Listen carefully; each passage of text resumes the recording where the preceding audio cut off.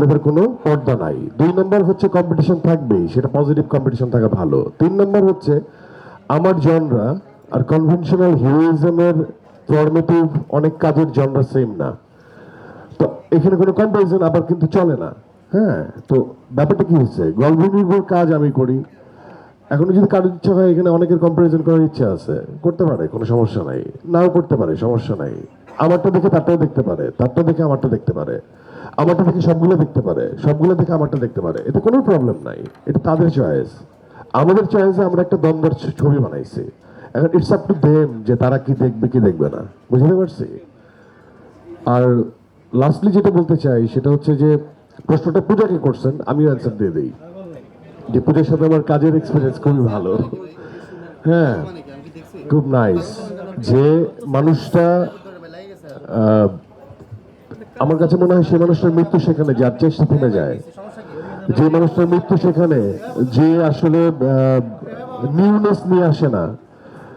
যে মানুষটার মৃত্যু সেখানে, যে আসলে সফটওয়্যার আপডেট দেয় না। হ্যাঁ, তো এই দেখেন, যখন কথা চলে যে এটা কি গুড লাইফের নকল কিনা, বা কথা চলে যে এটা কি এভাবে বানানো হয়েছে কিনা, তো এক রেদন রানী কি আসলে কপি সিনেমা বানায়? ২, এটা কি কোশ্চেন করছেন যে শাহরিয়ার শাকিল কি কপি সিনেমা বানায়? বা কেউ কি দেখছে যে আমি নিজে কোনো কপি স্টোরিতে কাজ করি? তো এটা তো পুরাই একটা মানে ফালতু জিনিস যে যারা বলতেছে, এবং কারা বলতেছে, তারা কিন্তু এখানে কেউ আসে নাই। যারা বলতেছে যে এটা কপি বা এটা মিলছে, তারা হুদাই বলতেছে। তো আমার কথা হচ্ছে, মূর্খের মধ্যে যারা কথা বলবে তাদেরকে অ্যাটেন্ড করা তো আমাদের দায়িত্ব না। আমি বুঝতে পারছি। আমরা অনেক সময় ক্লারিফিকেশন দিতে হয় প্রয়োজনে। এই যে 2023-তে গল্প পাচ্ছে, ওই গল্পের লোক যারা ক্রিয়েটিভ লাইনে ছিল, তারা রেদন রনি ওই গল্প সাজিয়েছে নাকি যে সে ওই গল্প থেকে আইনা করছে? তো যাই হোক, তো যেটা প্রসঙ্গে আসে যেটা হচ্ছে যে পূজা অসম্ভব পরিশ্রমী একজন মেয়ে, এবং ওর মধ্যে সবচেয়ে মুগ্ধ করার বিষয় হচ্ছে যে ওর মানে ইচ্ছাটা, জানার ইচ্ছা। ওকে যদি বলা হয় যে এখন তুমি যা পারো, যা করছো সব ভুলে যাও, নতুন ভাবে তুমি আজকে থেকে কিছু জানো না, তো পূজা হচ্ছে কি সেটার জন্য রেডি হয়। এই যে রেডি হয়, কতটুকু পারলো কি পারলো না, কিন্তু এই যে রেডি হওয়ার ইচ্ছাটা, এইটা অনেক বড় গুণ একজন পারফর্মারের। হ্যাঁ, তো ওই জায়গাতে বয়সের অনেক আমাদের তফাৎ, কিন্তু তারপরেও আর কি কাজের প্রয়োজনে পাশে বসে একটু তাকাইতে হয় আর কি। বাট ও খুবই ভালো, আমি দোয়া করি সে অনেক সুন্দর জায়গায় পৌঁছাক। অবশ্যই অনেক সুন্দর জায়গায় আছে, আরো সুন্দর জায়গায় পৌঁছাক, দোয়া করি আর কি। Thank you so much. প্রশ্নটা কি করেছিলেন ভাইয়া? ভুলে গেছি। আপনি নিশু ভাইয়ের কথা শুনে আমার সম্পর্কে ভুলে আমাকে গেছি। বলতে হচ্ছে। কি?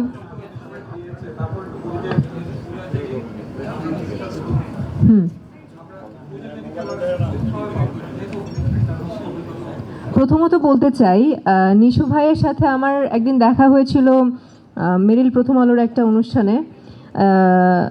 তখন আপনি আমাকে একটা কথা বলেছিলেন, মনে আছে? কেন দেখা হয়েছিল কেন তোমার সাথে আমার? অ্যাওয়ার্ড ফাংশনে দেখা হবে না? এটা তো দেখা হওয়ার তো কিছু নাই, আমরা একসাথে গিয়েছিলাম ওইখানে। একসাথে যাইনি, বাট ওখানে আলাদা আলাদা গিয়েছিলাম একটা প্রোগ্রামে, দেখা হয়ে গেছিল। আচ্ছা ঠিক আছে, দেখা তো হয়েছিল। আপনি একটা কথা বলেছিলেন আমাকে, কি বলছিলাম? তোমার সাথে আমার কাজ হবে না, আমি তো মানে বয়স্ক। হ্যাঁ, আমি তো সবাইকে বলি আমি তো বয়স্ক, একমাত্র নায়ক যে বাবা বয়স। All credit goes to my director and my producer, যে বাবা নিশু মায়ের ভাইয়ের ক্যারেক্টার সাথে। দেওয়া যেত। তাই না? বা তো- প্লিজ ভাইয়া এটা বললেন না, আমি তার সহধর্মিনী। আমাদের সিনেমায় একটা ডায়লগ লেখা হয়েছিল, ফাইনালি থাকবে কিনা সেটা থাকবে। দেখে যায়। থাকবে। সেটা হচ্ছে যে আপনি আমার চাচার বয়সী হওয়ার পরও আপনাকে আমি কেন বিয়ে করতে রাজি হয়েছি। But that was a great experience to work with him, কারণ আমি শুরুতেই বলেছি যে সে একজন মানে খুবই সাপোর্টিভ একজন নিতে অ্যাক্টর। পারতেছি না যে আমাকে আচ্ছা। বয়স্ক বলছে। সবচেয়ে বড় কথা হচ্ছে ইউ আর মাই হাজব্যান্ড। এটাই শোনো, একটা কথা বলি। এটাই এটাই এটাই থাক। ওই যে সব মাছে ঘুটে কি জানি আছে একটা বলে, আমি বলি দোষ হয় খাওয়া মাছের। মানে ওই আমাদের ল্যাঙ্গুয়েজে আমরা বন্ধু বান্ধব যখন কথা বলি, যেন সব শালাই বুইরা, কেউ স্বীকার করে কেউ স্বীকার করে না। মানে আমাদের ফ্রেন্ড সার্কেল আমি বলি আর কি, হ্যাঁ তো সব শালাই বুইরা, কিন্তু এমন একটা ভাব যে মনে হয় young। আমি তো তাও স্বীকার করি, তাই না? ওই আমাদের ফ্রেন্ড এটা কিন্তু সার্কেল বলি বড় আমরা। একটা ব্যাপার যে সে স্বীকার করে সে হ্যাঁ। বয়স বয়স্ক, কিন্তু তো- আপনি যথেষ্ট ইয়াং। না, আমি যেহেতু এই প্রফেশনে আছি এই জন্য হয় কি আমাকে একটু হয়তোবা সবাই দেখে দেখে মনে হয় যে আমি ইয়াং, হ্যাঁ, কিন্তু আমার ফ্রেন্ড সার্কেলে যারা এক একটা দাড়ি টাড়ি সব পাইকে গেছে, আঙুলটা ওইদিকেই গেছে, আঙুলটা ওইখানেই গেছে। হ্যাঁ, এক একজনের ভুঁড়ি এরকম হয়ে গেছে। হ্যাঁ, তো যাক, যদি অ্যাক্টর না হয়ে যদি ডিরেক্টর হইতাম তাহলে হয়তো বা আমার অনেক বড় বড় চুল থাকতো, এইখানেও আসতাম হাফ প্যান্ট পরে, হ্যাঁ, খুব ক্যাজুয়াল থাকতাম, আরো বেশি ক্যাজুয়াল থাকতাম।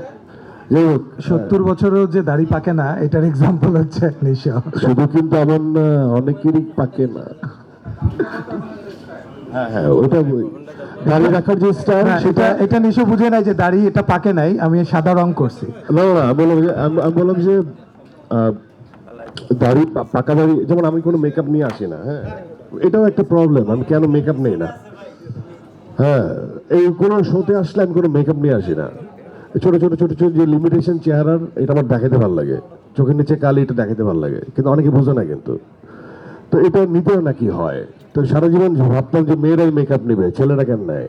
হ্যাঁ, আবার আমি বলি যখন আমি বুড়া, তখন এটাও প্রবলেম যে উনি নিজে কেন বুড়া বলে, তো আমি তো বলি যে আমি তো তাও স্বীকার করি, তাই না। আবার এই যে দাড়ি, মানে আমি যখন অ্যাজ এ মডেল কাজ করতাম তখন আমাকে আফজাল ভাই ইন্ট্রোডিউস করাই দিয়েছিল সুধাশ্রী মডেল, এবং তারা তখন ফাইট করছিল অমিতাভ ভাই, আফজাল ভাই, যে তখন সবাই ক্লিন শেপ থাকতো, একমাত্র আমি দাড়িতে ছিলাম। এখন সবাই দাঁড়িয়ে রাখে, ঠিক আছে। তো আমি যখন দাঁড়িয়ে রাখছি তখন সবাই ক্লিন শেপ করতো। তো এটাই বললাম যে অনেক ট্রেন্ড আছে, এই যে কাঁচা পাকা দাড়ি এখন রাখা, এটা ট্রেন্ড। সো ট্রেন্ডের সাথে সবাই যায়, যারা যায় তারাই মানে আপ টু ডেট, কিন্তু এটার মধ্যে মানুষ ভাববে যে এটা মানে কি লিমিটেশন। তো যাক, আমার বন্ধু ট্রেন্ডের সাথে আছে, এটাও রিয়েল না, এটাও খুব বানায় রাখছে আর কি। সব ধরনের ফেসই কিন্তু আছে, ক্লিন শেভ, দাড়ি, কাঁচা পাকা দাড়ি। যাক, বলেন, আমরা একটু দুষ্টামি করতেছি। ফেসের কথা যেহেতু আসলো, আমি বলি, আমি ঈদের আগের দিন রনি ভাইয়ের একটা ছবি আপলোড করব, সেটা আমি একটু শেয়ার করতে চাই। আমি কাজাকিস্তানে গিয়ে যখন পৌঁছালাম, অনেকদিন শুটিং হয়ে গেছে, পেছন থেকে ওনাকে আমি ডাকলাম রনি ভাই, উনি যখন তাকালো আমার দিকে, আমি লিটারেলি ওনাকে চিনতে পারি নাই, পারে নাই কিন্তু। আসলেই চিনতে পারি নাই, মানে আইস বার্ন কাকে বলে। এবং ওই ছবিটা আমি তুলে রাখছি ওনার, এবং ওই ছবিটা আমি বলছি যে আমি রিলিজের আগের দিন আপলোড করব। হ্যাঁ হ্যাঁ, আচ্ছা, নতুনভাবে দেখতে পাবে কিনা? অবশ্যই নতুনভাবে দেখতে পাবে, বাট এখন বললে সেই গতানুগতিক কথা বলা হয়ে যাবে যে হ্যাঁ নতুনভাবে দেখতে পাবে। এতদিন সিনেমাটা আমাদের ছিল, এখন 2 দিন পরে রিলিজ, 3 দিন পরে রিলিজ। আপনারা দেখে নিজেরাই জাজ করুন এবং আমাদেরকে ফিডব্যাক দিন যে আসলে আমি নতুনভাবে নিজেকে উপস্থাপন করতে পেরেছি কিনা। এবং আমার ডিরেক্টর তো সবসময় চেয়েছিল যে আমাকে এর আগে যেরকমভাবে দেখা গেছে সেরকমভাবে সে দেখতে চায় না।